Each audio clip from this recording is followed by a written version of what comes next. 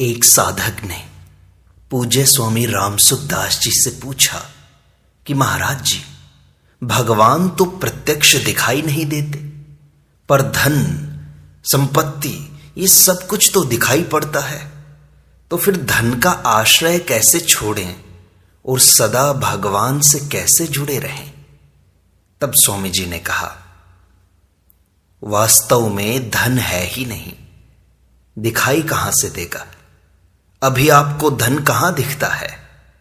धन का आश्रय हरदम दिखाई देता है, धन हरदम नहीं दिखता। इस बात पर खूब विचार करो, ध्यान दो। देखो, धन आता हुआ दिखाई देता है या जाता हुआ दिखाई देता है, रहता हुआ नहीं दिखता। धन पहले था नहीं और बाद में रहेगा नहीं, पर भगवान पहले भी थे, अब भी हैं और बाद में भी रहेंगे। भगवान आते जाते हैं ही नहीं, अतः यह कैसे कहा जाए कि भगवान नहीं दिखाई देते और धन दिखाई देता है? हां, भगवान नेत्रों से दिखाई नहीं देते, वे तो बुद्धि रूपी नेत्रों से दिखाई देते हैं, आस्तिक भाव से दिखाई देते हैं। धन का आश्रय पहले नहीं था, छोटी अवस्था में मां का आश्रय था।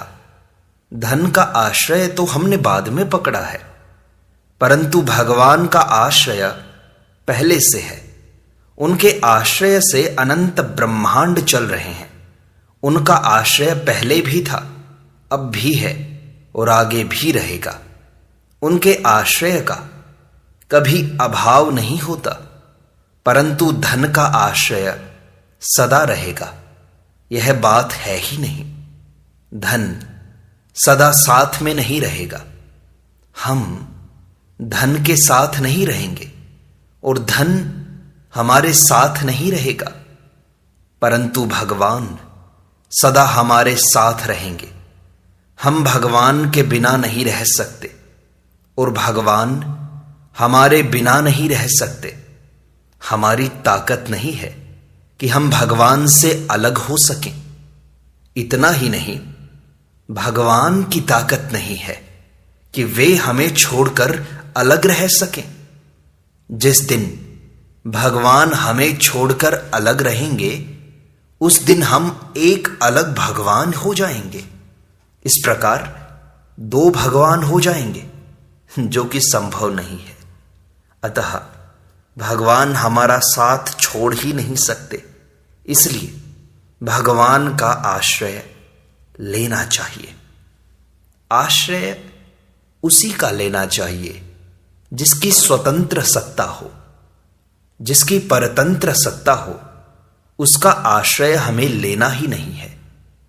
भगवान की स्वतंत्र सत्ता है, अतः हमें भगवान का ही आश्रय लेना चाहिए। वे भगवान हमारे से कभी अलग नहीं होते, हमारे से अलग होने की सामर्थ्य उनमें नहीं है। भगवान सर्वव्यापक हैं, सब देश, काल, वस्तु, व्यक्ति आदि में परिपूर्ण हैं। अतः वे हमें कैसे छोड़ देंगे? अगर छोड़ देंगे तो वे सर्वव्यापक कैसे हुए? भगवान को छोड़कर हम रह ही नहीं सकते।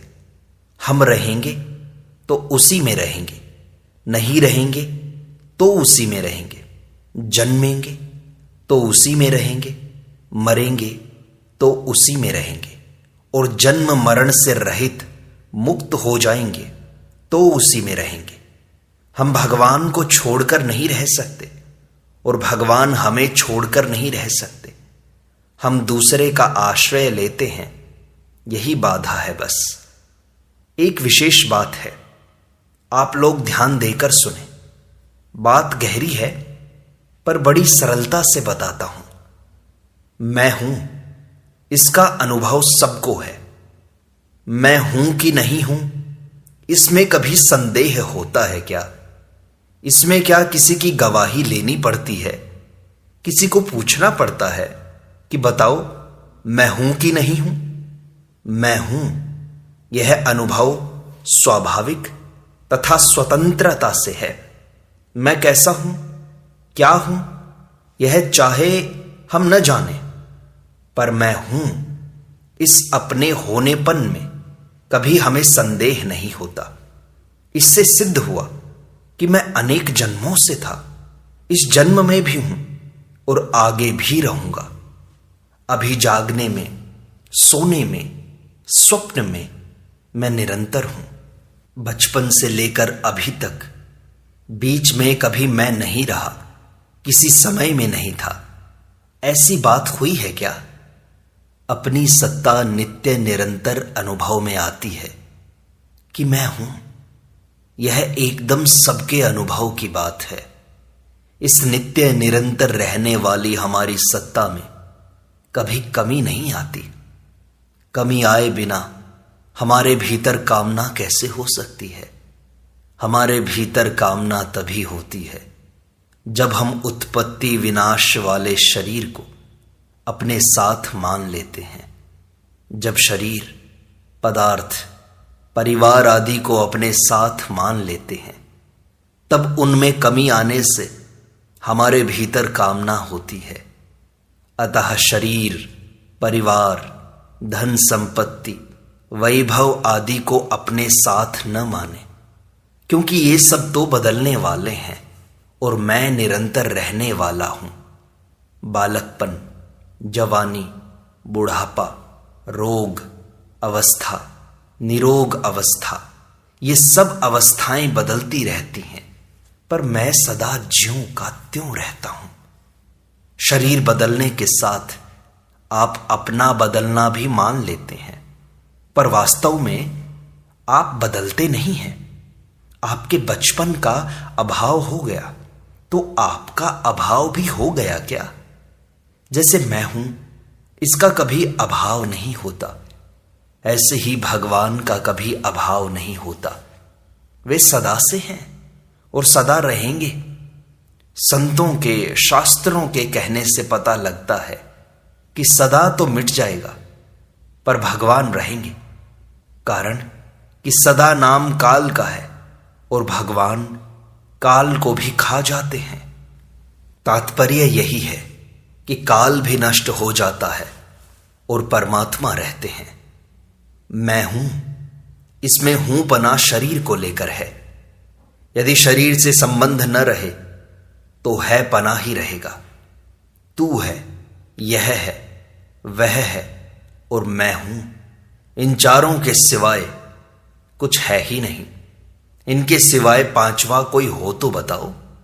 इन चारों में केवल मैं के साथ ही हूं आया है, बाकी तीनों के साथ है आया है। मैं लगाने से ही हूं हुआ है।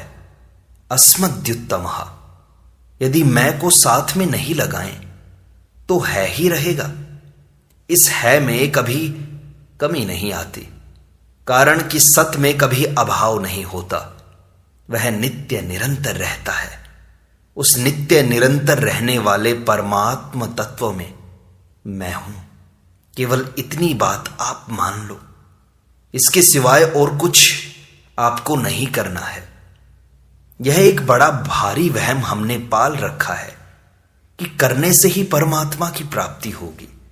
अतः भजन करो, जप करो, सत्संग करो, स्वाध्याय करो, ध्यान करो, समाधि लगाओ। इस प्रकार करने पर ही बड़ा भारी जोर है हमारा। बातों से कुछ नहीं होगा, करने से होगा। यह धारणा रोम रोम में बैठी हुई है। परंतु मैं इससे विलक्षण बात कहता हूं कि है रूप से जो सर्वत्र परिपूर्ण सत्ता है, जिसमें कभी किंचित मात्र भी परिवर्तन नहीं होता, उसी में ही मैं हूं। मैं और वह है एक ही है। जब ऐसा ठीक तरह से जान लिया तो फिर क्या करना रहा, क्या जानना रहा, क्या पाना रहा? मैं नित्य निरंतर परमात्मा में हूं।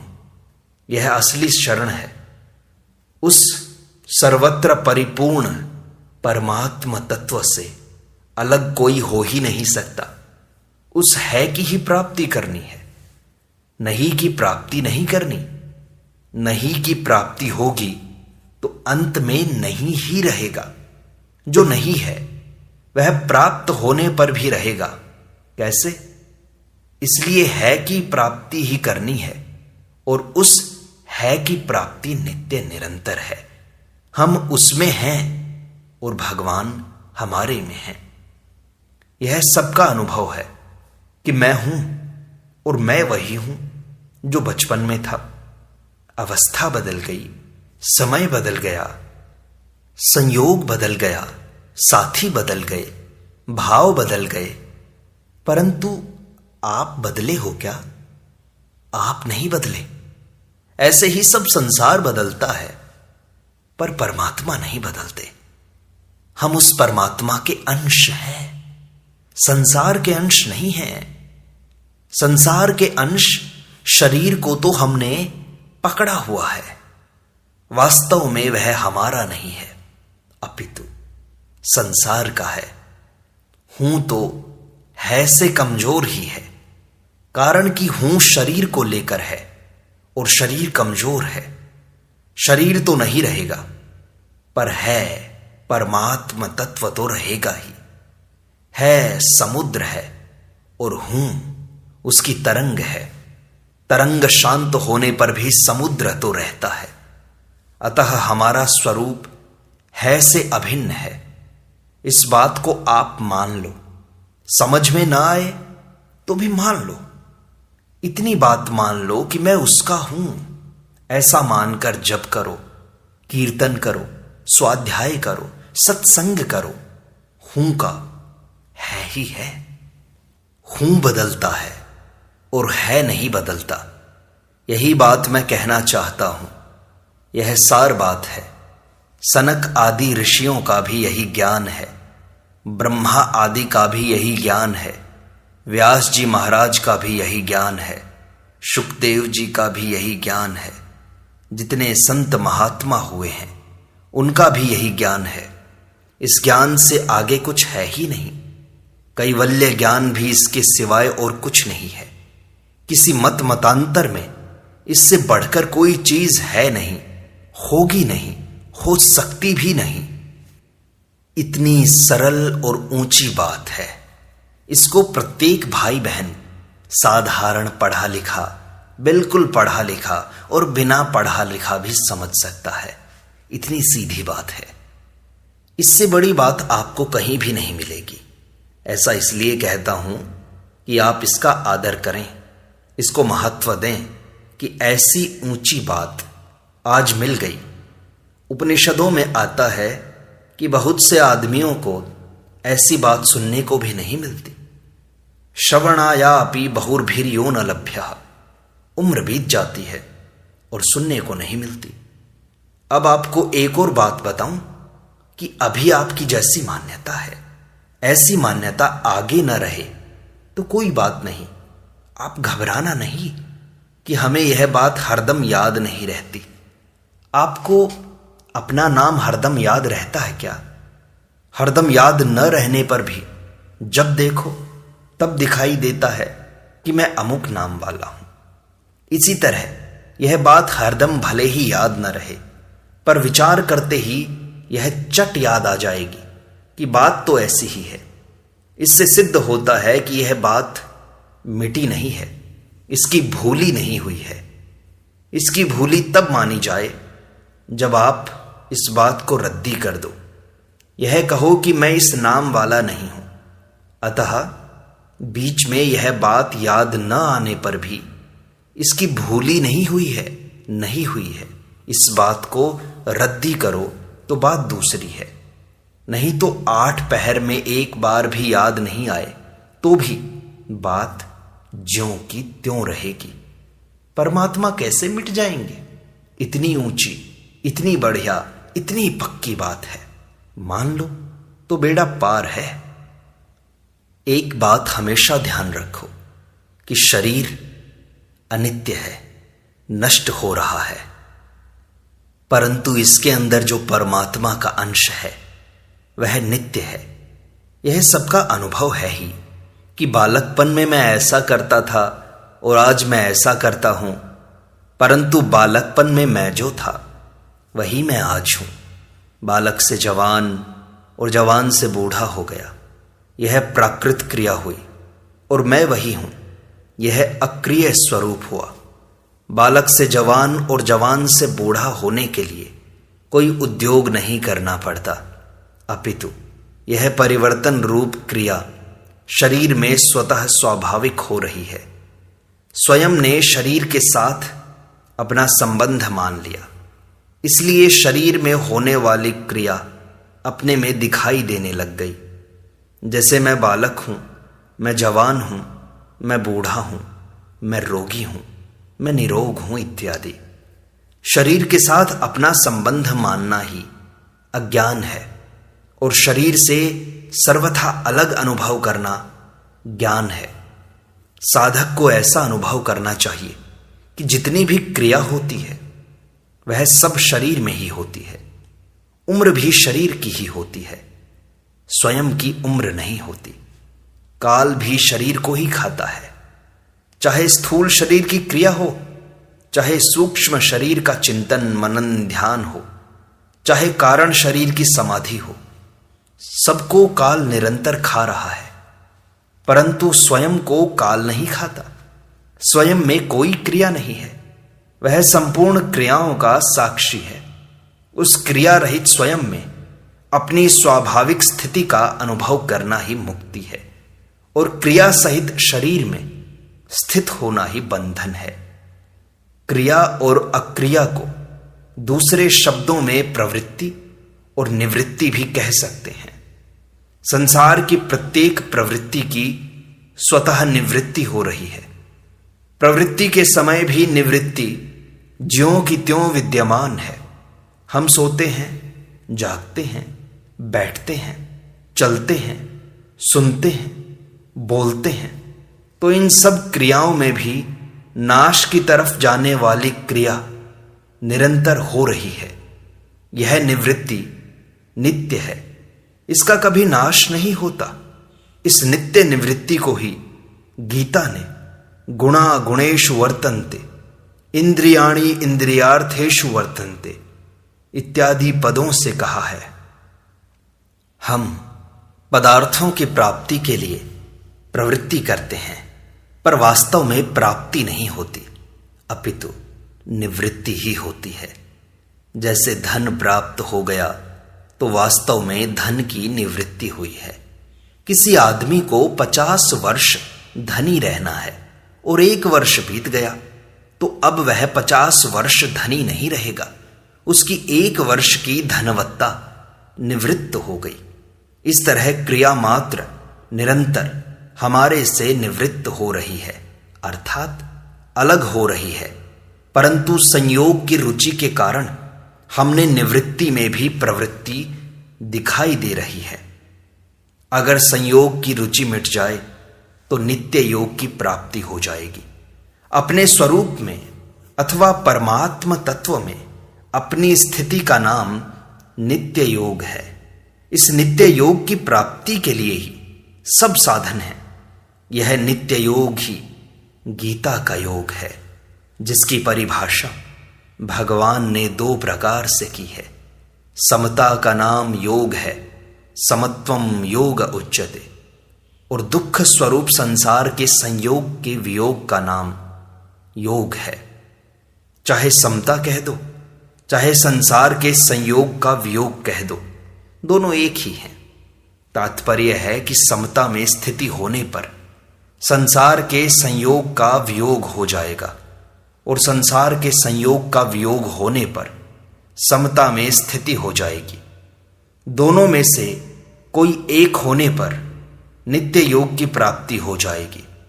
इसी को शास्त्रों में मूल विद्या सहित जगत की निवृत्ति और परमानंद की प्राप्ति कहा गया है। अब लोग पूछते हैं कि भगवान में रुचि नहीं होती, संसार के संयोग में रुचि होती है, तो इस संसार के संयोग की रुचि कैसे नष्ट हो? इसके 3 उपाय हैं: कर्मयोग, ज्ञान योग और भक्ति योग। कर्मयोग में जो भी क्रिया करें दूसरों के हित के लिए ही करें, अपने लिए नहीं। सूक्ष्म, स्थूल और कारण शरीर की सब क्रियाएं दूसरों के हित के लिए करने से अपने में क्रिया और पदार्थ की रुचि नष्ट हो जाएगी। ज्ञान में सब क्रियाएं प्रकृति और उसके कार्य में हो रही हैं, अपने स्वरूप में कोई क्रिया नहीं हो रही है। इस विवेक को महत्व दें तो यह रुचि नष्ट हो जाएगी। भक्ति योग में सब क्रियाएं भगवान की प्रसन्नता के लिए ही करें तो यह रुचि नष्ट हो जाएगी। इस तरह क्रियाओं को चाहे संसार के लिए करो, चाहे प्रकृति में होने वाली मान लो, चाहे भगवान के लिए करो, क्रियाओं के साथ अपना कोई संबंध मत मानो, क्योंकि संबंध मानने से ही अपने में कर्तृत्व और भोक्तृत्व आता है। क्रियाओं के साथ अपना संबंध न मानने से करने और पाने की हमारी रुचि मिट जाएगी और नित्य योग की प्राप्ति हो जाएगी। सदा भगवान से हम जुड़ जाएंगे। हमें भोग मिल जाएं, पदार्थ मिल जाएं, रुपए पैसे मिल जाएं, इस तरह संयोग की रुचि तो रहती है, पर संयोग नहीं रहता, ध्यान रखना। कारण कि संसार का नित्य वियोग हो रहा है। संसार अनित्य है। जिसका नित्य वियोग है उसका संयोग कैसे रहेगा। संसार मात्र का निरंतर अपने स्वरूप में स्वतः वियोग हो रहा है। पहले भी वियोग था, बाद में भी वियोग रहेगा और वर्तमान में संयोग के समय भी निरंतर वियोग हो रहा है। तात्पर्य है कि संसार का वियोग ही सत्य है।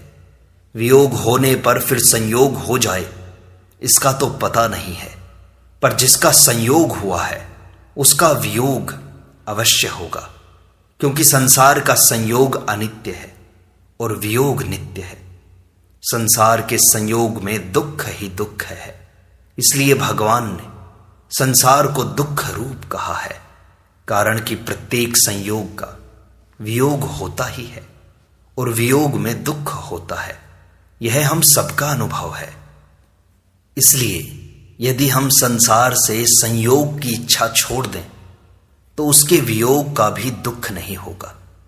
संयोग की इच्छा ही दुखों का कारण है। हम चाहते हैं कि हमें संसार का संयोग मिले, उसकी इच्छा करते हैं। अब उसकी इच्छा क्यों होती है कि हम उस संयोग जन्य सुख भोगना चाहते हैं, तो अंतःकरण में उसके संस्कार पड़ जाते हैं, जिसको वासना कहते हैं। फिर जब भोग सामने आते हैं तब वह वासना जागृत हो जाती है, जिससे संयोग की रुचि पैदा होती है। संयोग की रुचि से इच्छा पैदा हो जाती है। इसलिए भगवान ने कहा है कि संयोग जन्य जितने भी सुख हैं वे सब आदि अंत वाले और दुखों के कारण हैं, अर्थात उनसे दुख ही दुख पैदा होते हैं। इसलिए विवेकी मनुष्य उनमें रमण नहीं करता। कारण कि संयोग जन्य सुखों का वियोग होगा ही। अगर उनमें रमण करने की इच्छा करेंगे तो वे दुख देंगे ही। जिसका निरंतर वियोग हो रहा है उसके संयोग की इच्छा छोड़ दें तो भगवान से सदा के लिए जुड़ जाएंगे, उस परमात्मा में ही स्थित हो जाएंगे और हमें योग की प्राप्ति हो जाएगी। दोनों में से किसी एक को कर लो तो दोनों अपने आप हो जाएंगे। इसमें एक मार्मिक बात है कि अलग उसी से होना है जो पहले से ही अलग है तथा अलग हो रहा है, और ये शरीर जो है वो पहले से ही नष्ट हो रहा है। इसलिए इसको ध्यान से, समझ से यह जाने कि हम इससे अलग हैं। हमें संसार से अलग होना है तो संसार सदा ही हमारे से अलग है, और परमात्मा को प्राप्त करना है तो परमात्मा सबके साथ सदा है, सबको प्राप्त है। तात्पर्य है कि संसार का वियोग और परमात्मा का नित्य योग क्रिया साध्य नहीं है, अपितु ये दोनों सहज तथा स्वाभाविक हैं। आवश्यकता केवल माने हुए संयोग की रुचि मिटाने की है। चाहे माने हुए संयोग की रुचि मिटा दो, चाहे परमात्मा के साथ अपने नित्य योग को पहचान लो, जो पहले भी था, बाद में भी रहेगा और अब भी ज्यों का त्यों बना हुआ है। इस प्रकार यह सत्संग संपूर्णता को प्राप्त होता है। शेष अगले अंक में।